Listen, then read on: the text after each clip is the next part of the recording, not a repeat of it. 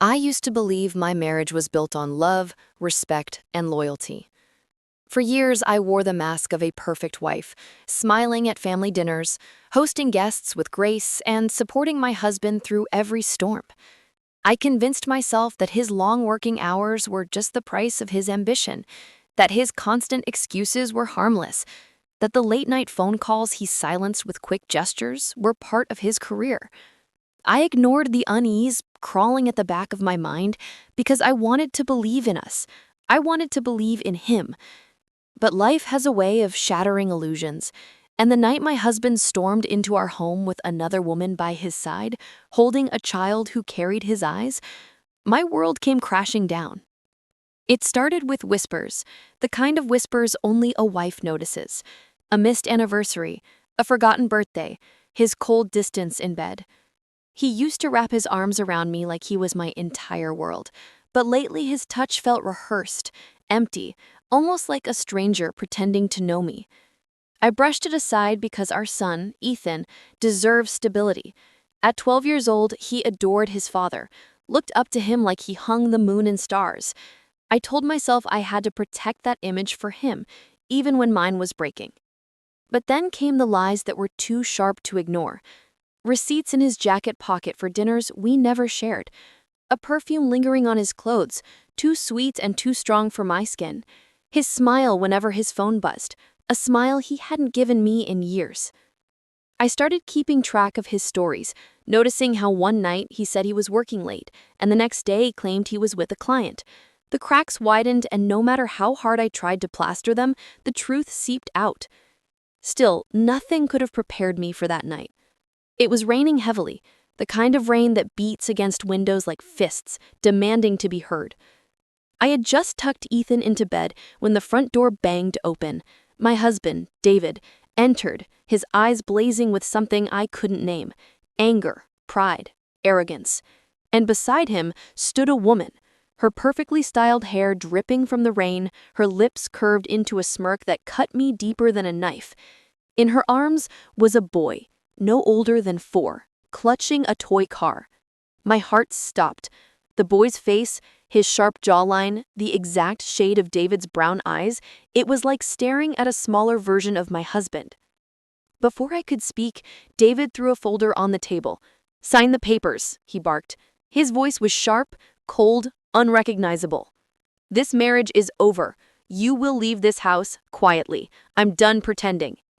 The woman laughed softly, brushing her hand over his arm as if to stake her claim. "Don't make it harder than it needs to be," she purred, her eyes glinting with victory. "David belongs to us now."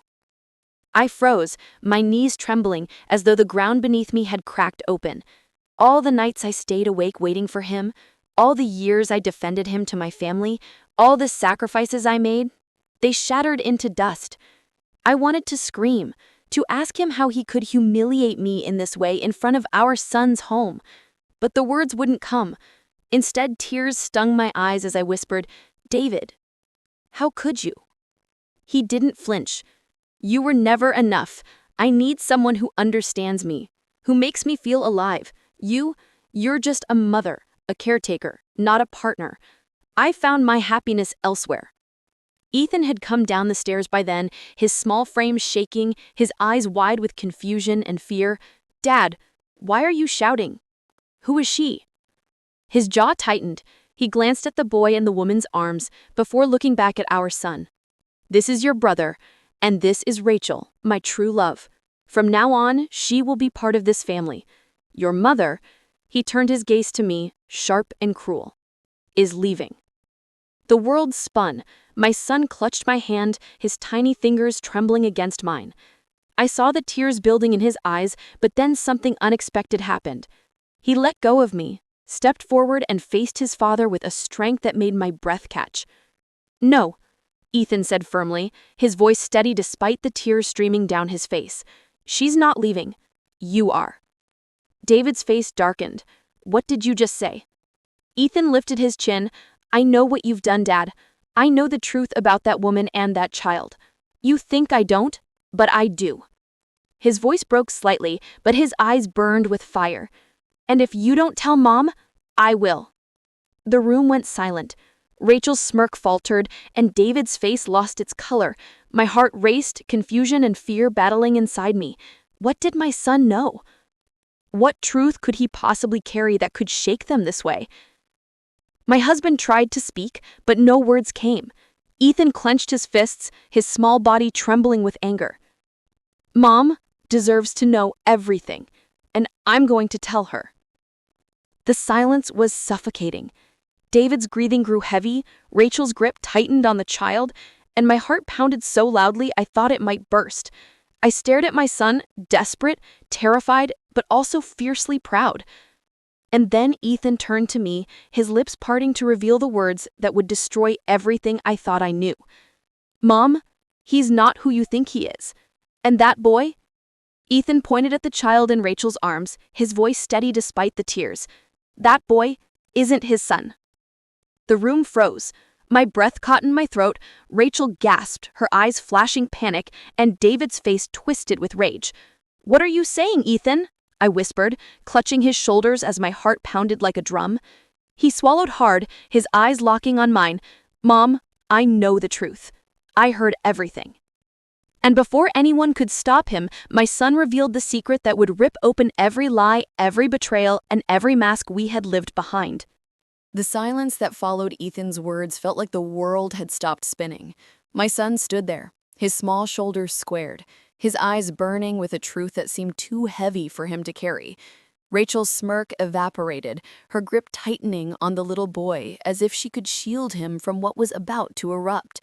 And David, my husband, the man I thought I knew, his face shifted from fury to panic in the blink of an eye.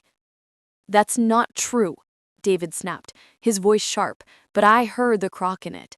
His confidence was crumbling, slipping through his fingers like sand. You don't know what you're talking about, Ethan. You're just a kid. But Ethan didn't waver. His voice was steady, fierce, too old for 12.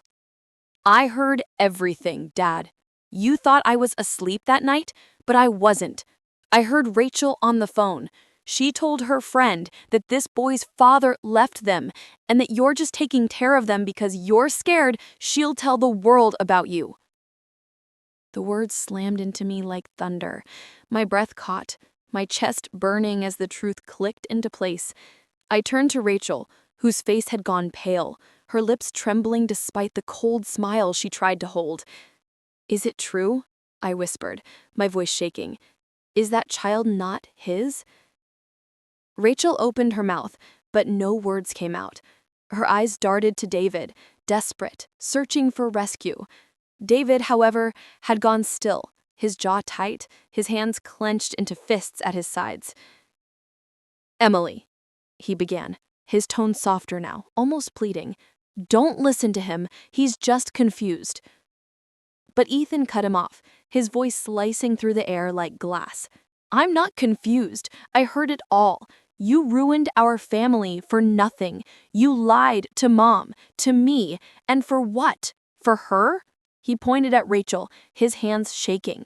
She's using you, and you know it. My knees weakened, and I gripped the edge of the table to keep from collapsing. Betrayal had already pierced me, but this was a deeper wound. Not only had he humiliated me, but he had done it for a lie. A child that wasn't even his. My chest heaved with every breath, torn between devastation and a rising fury that burned hotter with every second. Rachel finally snapped, her voice sharp and venomous. So what if he's not his? David loves me. He chose me over you, Emily. That's all that matters. You lost. Accept it.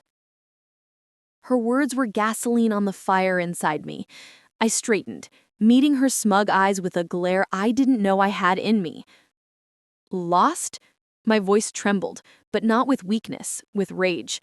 The only thing I lost was the illusion of a man who never deserved me.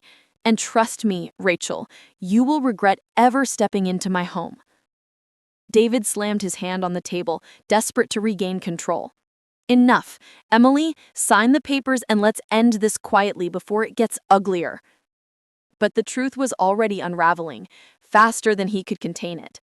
Ethan turned to him, his voice shaking with anger. No, Dad. It's already ugly, and I'm going to make sure everyone knows what you did. David's face paled. Ethan, don't you dare! But it was too late. The days that followed were chaos. Ethan had told me everything that night. Every whispered conversation he overheard, every detail Rachel had carelessly revealed on her phone. David had been helping her because she threatened to expose his financial crimes, secret accounts, embezzling from his own company. The affair wasn't about love at all. It was about control, blackmail, and fear. And now, armed with that truth, I knew what I had to do. I didn't scream or beg. I didn't throw things or collapse into sobs. Instead, I quietly gathered the pieces of my life one by one and prepared for war. David thought he could replace me, erase me, but he underestimated the power of a woman who has nothing left to lose. I filed for divorce first, publicly, with lawyers who knew exactly where to hit him hardest. Ethan and I moved out, not because he demanded it, but because I chose it. And when the court hearings began, when the documents of David's financial betrayals came to light, when Rachel was forced to admit under oath that her son wasn't his, everything crumbled for him. I'll never forget the look on David's face the day the judge ruled in my favor. Custody to me, half his assets to me, his reputation in ruins, his company under investigation. Rachel was gone by then, of course. She slipped out as soon as his empire began to fall, leaving him with nothing but ashes. And me? I walked out of that courtroom taller than I had ever stood before. It wasn't just about revenge, it was about reclaiming myself. For too long, I lived in the shadow of his lies, silencing my doubts, shrinking my worth. But betrayal has a strange way of birthing strength. I found mine in the ruins of our marriage, in the fire of my son's bravery, and the quiet determination to rise when he wanted me to break. David tried to call me weeks later, his voice broken, desperate. Emily, I made a mistake. Please, we can fix this. But I only laughed, a sound that surprised even me. The only mistake, David, was thinking I couldn't live without you. Now, watch me thrive. And I did. I built a life where betrayal was just a scar, not a wound. I raised Ethan to be strong, honest, and brave. And every time I caught my reflection in the mirror, I saw not a woman who had been broken, but one who had walked through fire and come out untouchable. Because in the end, the truth wasn't just his downfall, it was my rebirth.